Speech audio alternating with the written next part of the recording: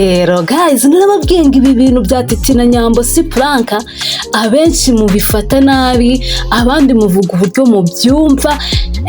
None ibyo ngibyo byose mba mbazanira ni ibizibiti, ni ibibemeza yuko njyewe mbazanira amakuru agezweho, bazanira ibintu biri update. Uwo ngo muri kumva ni Nyambo Jessica aganira n'uwitwa Aisha na ba nyir'ubwite. Ntibazi uburyo nabonyemo aya majwi. Nzajya mbazanira amakuru agezweho 5 kuri 5. Narabwiye ngo njyewe amakuru mbazanira ni amakuru aba yizewe acukumbuye. Reka nze nyuma y'iki kinanga mbabwire situation yose uburyo ihagaze, uburyo ku bijyanye n'ubukwe bwa Nyambo Jessica, uburyo inkwererano zaje kuba zatangwa nyuma zikaza kuba zaribwa, ubu ngubu nazo zikaba ziri kwishyuzwa.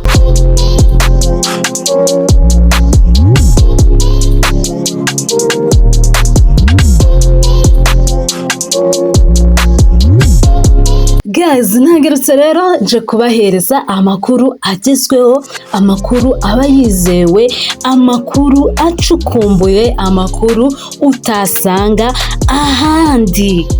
Niba uzi ko utarakora subscribe kuri YouTube channel yacu, yikore ndetse ukore no kunzogera y'umukara kugira ngo uzakomeze kujya ukurikirana amakuru y'ibyamamare, harimo ibyamamare ukunda, harimo ibyo wifuza kuba wamenya ubuzima bwabyo umunsi ku munsi.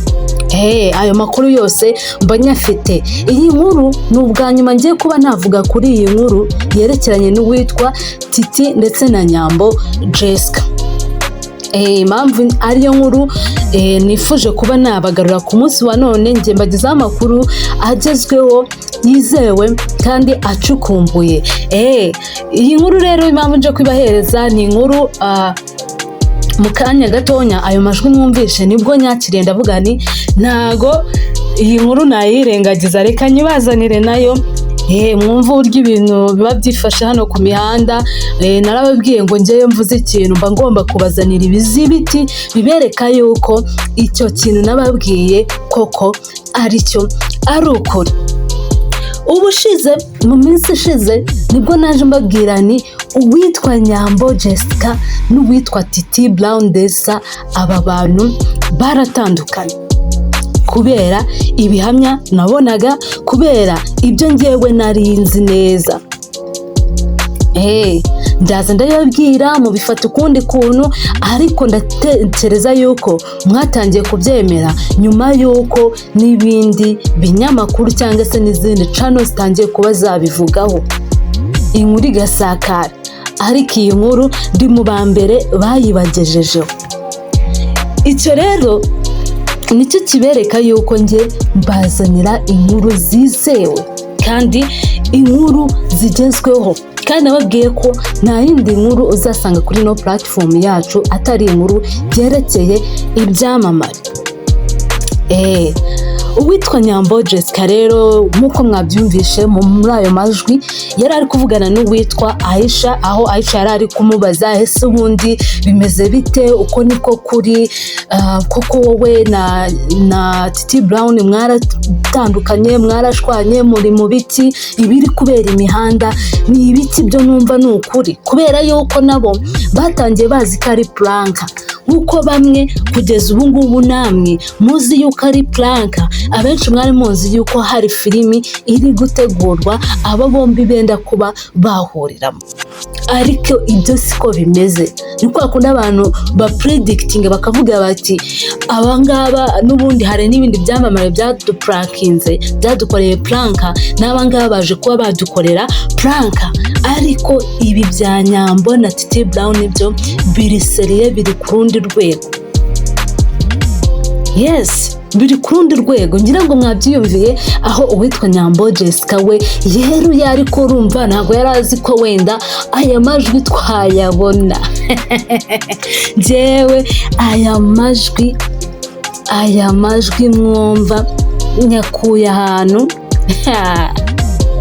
nyakuye ahantu quelque part umuntu yamaye nawe nyine hambwiye ati akira rwose njyewe ukibivuga bwa mbere ntabwo nari nzi koko ari ukuri ko uwo wazimaye wazindapiye wamaye n'izi record ntiwari wanze kumva neza yuko koko aba bantu bashwanye cyane ko yari umufana wabo ari n'inshuti yabo ya hafi. Ubushize simuheruka umuntu wigeze kubabwira wamaye amakuru ngo genda ugere ku ma Instagram ya bose noneho ibyo uvuga nanjye nabyemeye ko ari ukuri. Ni nawe wamaye izi record ko ni umuntu wabo wa hafi arazimereza. Rero njyewe kumereza inkuru noneho ziri imihanda ubu meze nk'iki sijye nabanga ngira kereka iyo mbona biri ngombwa yuko koko ndigira, ariko iyo nzi ko ndimo kwitabara nimba narasohoye inkuru nkayihamya neza mba numva nshaka kuza nkababwira ibintu byose uko bihagaze ndetse mukaba mwakumva naho ukuri guherereye. Ndabizi yuko iyi couple cyangwa se aba babesto bari bafite abantu benshi babakunda, mwari mufite abantu benshi umva iwana sinzi impamvu mwakica ino fame mugatuma icyizere cyacu tugitakaza kuri mwebwe kubera mwebwe kabisa. ahangaho muradutunguye. Uwitwa Nyambo Jessica rero ati njyewe nabonye undi mugabo ntago rwose nyishaka no kumva witwa Titi Brown mu matwi yanjye.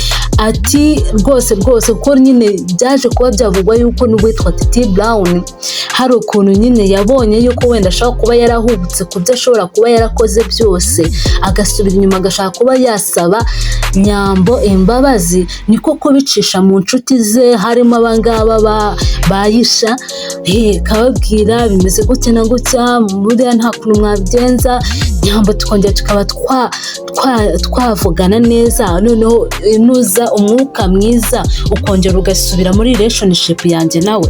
Ariko ibyo byaje kuba byananirana kuko hari amakuru avugwa yuko aba bombi bimwe nigeze gukomozaho ndababwira ngo kimwe mu byo bapfuye banashwaniye kuba barananiwe kuba bagabana amwe mu mafaranga bakoreraga bari hamwe. Amwe muri ayo mafaranga rero icyo nababwira cyo ni uko biravugwa simbizi neza simbihagazeho, ariko nuko nta nkuru ivugiriza ubusa, nta nkuru ivugira ubusa cyangwa se ivugirwa ubusa ku musozi. Aho bivugwa yuko hari umudiyasipora watwerereye aba babesto azi ko bagiye gukora ubukwe ni nk'umufana nyine nkuko natwe twafana uwitwa Nyambo Jessica na Titi Den ukaba wagira icyo ubahereza kubera ko havugwaga yuko hagiye kuba haba ubukwe bw'aba bombi, dore ko bivugwa yuko na invitation zari zarasohotse kuri bamwe bari baratangiye kwakira invitation. Rero uyu mudiyasipora w'umufana wabo yaje kuba yabarekurira miliyoni yiwe nk'intwererano. Agiye kumva nyuma yumva ngo aba bantu baratandukanye kugeza ubu ngubu ari kubishyuza ayo mafaranga miliyoni. Ukibaza uti se aba bombi ko bashwanye hagati yabo ninde uzishyura aya mafaranga? Kaba wabyibaza nawe nyine ukumva yuko ni ibintu bicanganye kumva yuko ababesto bashwanye.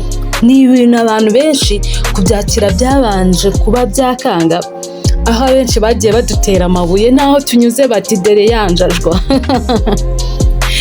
Ariko mu by'ukuri nyine mujye munyihanganira akari ku muhanda, ibyageze imihanda biravugwa. Niba waremeye kwinjira mu kibuga uri umusitari uzihanganire ko tukuvuga.